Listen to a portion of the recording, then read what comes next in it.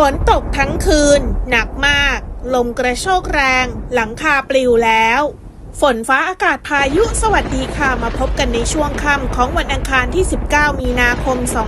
2567คลิปนี้ขอแจ้งเตือนและประกาศพื้นที่เสี่ยงภัยที่จะเกิดพายุฝนฟ้าคะนองในค่ำวันนี้โดยจะมีฝนตกต่อเนื่องไปจนถึงช่วงเช้าและอีกหลายพื้นที่จะมีฝนตกหนักลมกระโชกแรงต่อเนื่องจนถึงวันพรุ่งนี้เราจะไปติดตามดูกันว่าพื้นที่ใดจะเป็นพื้นที่สีแดงเสี่ยงภัยรับมือพายุฤดูร้อนโดยจะเกิดขึ้นในช่วงใดบ้างอิทธิพลใดที่จะเข้ามาส่งผลกระทบไปติดตามรับชมรับฟังรายละเอียดทั้งหมดนี้พร้อมกันได้เลยค่ะขอขอบคุณทุกท่านที่กดติดตามกดถูกใจเพื่อเป็นกำลังใจให้แอดมินกดแชร์ถ้าเห็นว่าคลิปนี้มีประโยชน์กับพ่อแม่พี่น้องทุกท่านนะคะแล้วอย่าลืมกดกระดิ่งเพื่อจะได้ไม่พลาดข่าวสารและสาระดีๆจากช่องของเราค่ะถ้ากดแล้วขอขอบคุณมากๆเลยนะคะจากการอัปเดตโมเดลล่าสุดประกอบกับเรดาร์ตรวจวัดปริมาณฝนพบว่าตั้งแต่ช่วงกลางวันที่ผ่านมาหลายพื้นที่เริ่มมีพายุฝนฟ้าคะนองกระจายตัวในหลายจังหวัดทั้งในบริเวณจังหวัดตากแม่ฮ่องสอนเชียงใหม่ลำพูนลำปางพะเยาแพร่อุตรดิตถ์น่านพิษณุโลกเลยบึงกาฬเพชรบูรณ์ชัยภูมิอุทัยธานี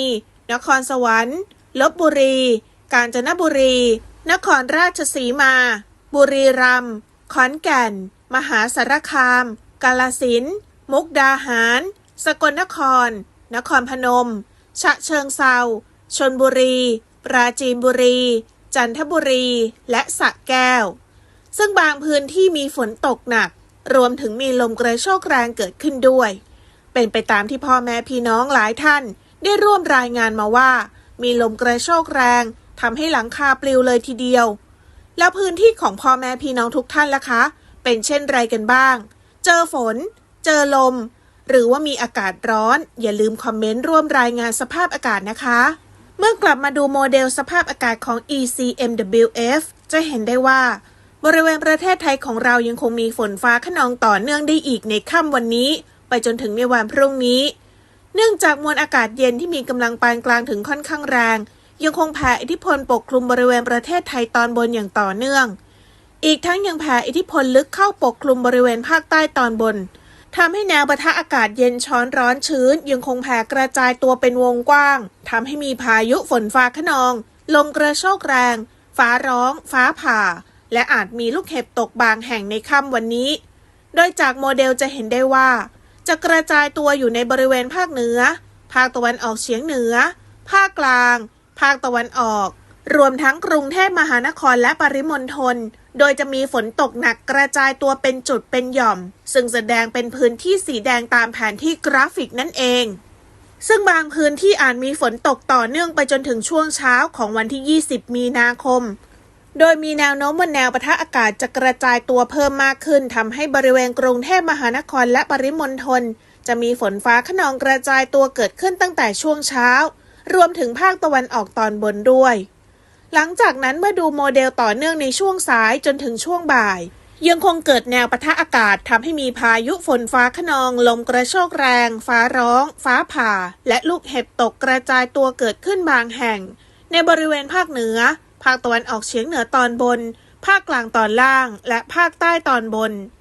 จากนั้นในช่วงเย็นจนถึงช่วงค่ำมวลอากาศเย็นที่แผ่อิทธิพลลงลึกเข้าปกคลุมบริเวณประเทศไทยตอนบนนั้น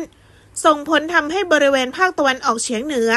จะมีอุณหภูมิลดลงทำให้เริ่มสัมผัสกับอากาศเย็นได้ในช่วงเช้าอีกทั้งลมใต้และลมตะวันออกเฉียงใต้ที่พัดปกคลุมบริเวณประเทศไทยของเราจะมีกำลังแรงขึ้นซึ่งจากสีของโมเดลแสดงเป็นพื้นสีแดงเลยทีเดียวหลายพื้นที่ในบริเวณภาคตะวันออกเฉียงเหนือ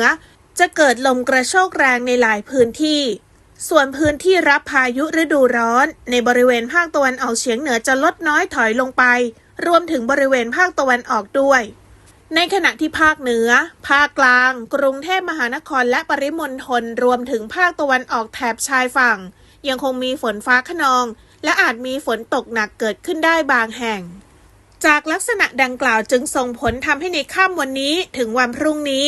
ภาคเหนือจะมีอากาศร้อนกับมีฟ้าหลัวในตอนกลางวัน โดยมีพายุฝนฟ้าคะนอง40%ของพื้นที่กับมีลมกระโชกแรงและมีลูกเห็บตกบางแห่ง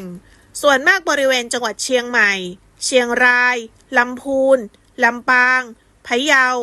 น่านแพร่สุโขทัยอุตรดิตถ์ตากกำแพงเพชรพิษณุโลกพิจิตรและเพชรบูรณ์อุณหภูมิต่ำสุด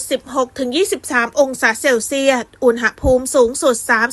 35-39 องศาเซลเซียสภาคตะวันออกเฉียงเหนือมีพายุฝนฟ้าคะนอง40%ของพื้นที่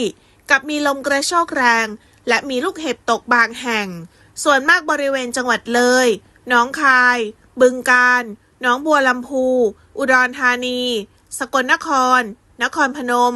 ชัยภูมิขอนแก่นกาฬสินธุ์มุกดาหารมหาสารคามยโสธรนครราชสีมาบุรีรัมย์และสุรินทร์อุณหภูมิต่ำสุด 18-23 องศาเซลเซียสอุณหภูมิสูงสุด 34-36 องศาเซลเซียสภาคกลางมีอากาศร้อนกับมีฟ้าหลัวในตอนกลางวันโดยมีพายุฝนฟ้าคะนอง40%ของพื้นที่กับมีลมกระโชกแรงและมีลูกเห็บตกบางแห่งส่วนมากบริเวณจังหวัดนครสวรรค์อุทัยธานีชัยนาทลพบุรีสระบุรีสิงห์บุรีอ่างทองพระนครศรีอยุธยาสุพรรณบุรีกาญจนบุรีราชบุรีนครปฐมสมุทรสาครและสมุทรสงครามอุณหภูมิต่ำสุด 20-23 องศาเซลเซียสอุณหภูมิสูงสุด 35-37 องศาเซลเซียสภาคตะวันออกมีพายุฝนฟ้าคะนอง60%ของพื้นที่กับมีลมกระโชกแรงและมีลูกเห็บตกบางแห่งส่วนมากบริเวณจังหวัดนครนายกปราจีนบุรีฉะเชิงเทราสระแก้วชลบุรีระยองจันทบุรีและตราดอุณหภูมิต่ำสุด 21-23 องศาเซลเซียสอุณหภูมิสูงสุด 31-36 องศาเซลเซียสภาคใต้ฝั่งตะวันออกอากาศร้อนในตอนกลางวันโดยมีฝนฟ้าคะนอง30%ของพื้นที่กับมีลมกระโชกแรงบางแห่งส่วนมากบริเวณจังหวัดเพชรบุรีประจวบคีรีขันธ์ชุมพรสุราษฎร์ธานีและนครศรีธรรมราชอุณหภูมิต่ำสุด 21-23 องศาเซลเซียสอุณหภูมิสูงสุด 33-36 องศาเซลเซียสภาคใต้ฝั่งตะวันตกมีอากาศร้อนในตอนกลางวันโดยมีฝนฟ้าคะนอง20%ของพื้นที่ส่วนมากบริเวณจังหวัดระนองและพังงาอุณหภูมิต่ำสุด 23-25 องศาเซลเซียสอุณหภูมิสูงสุด 34-36 องศาเซลเซียสกรุงเทพมหานครและปริมณฑลมีพายุฝนฟ้าคะนอง60%ของพื้นที่กับมีลมกระโชกแรงและมีลูกเห็บตกบางแห่งอุณหภูมิต่ำสุด 22-25 องศาเซลเซียสอุณหภูมิสูงสุด 33-36 องศาเซลเซียสจึงขอให้พ่อแม่พี่น้องที่อาศัยอยู่ในบริเวณพื้นที่เสี่ยงภัยเตรียมตัวรับมือหากเจอพายุฝนฟ้าคะนองลมกระโชกแรงฟ้าร้องฟ้าผ่าหรือลูกเห็บตกควรหลีกเลี่ยงการอยู่ในพื้นที่โล่งแจ้งซึ่งเสี่ยงต่อการเกิดฟ้าผ่าและเป็นอันตรายต่อร่างกายได้ง่ายพ่อแม่พี่น้องเกษตรกรควรเตรียมการป้องกันและระวังความเสียหายที่จะเกิดต่อผลผลิตทางการเกษตร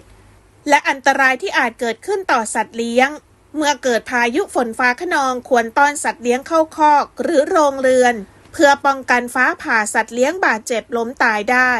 สำหรับพ่อแม่พี่น้องชาวเรือชาวประมงโดยเฉพาะบริเวณอ่าวไทยตอนล่างที่คลื่นลมจะมีกำลังแรงขึ้น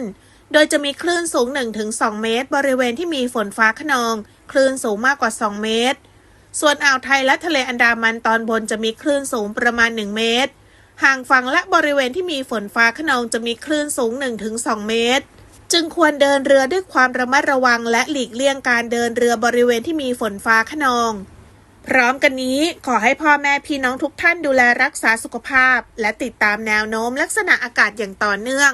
แอดมินและทีมงานจะติดตามนำรายละเอียดมาอัปเดตแจ้งเตือนให้พ่อแม่พี่น้องทุกท่านได้รับทราบในคลิปถัดไปค่ะ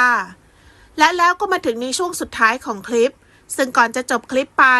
ขอฝากพ่อแม่พี่น้องทุกท่านเป็นกำลังใจให้กันโดยการกดถูกใจ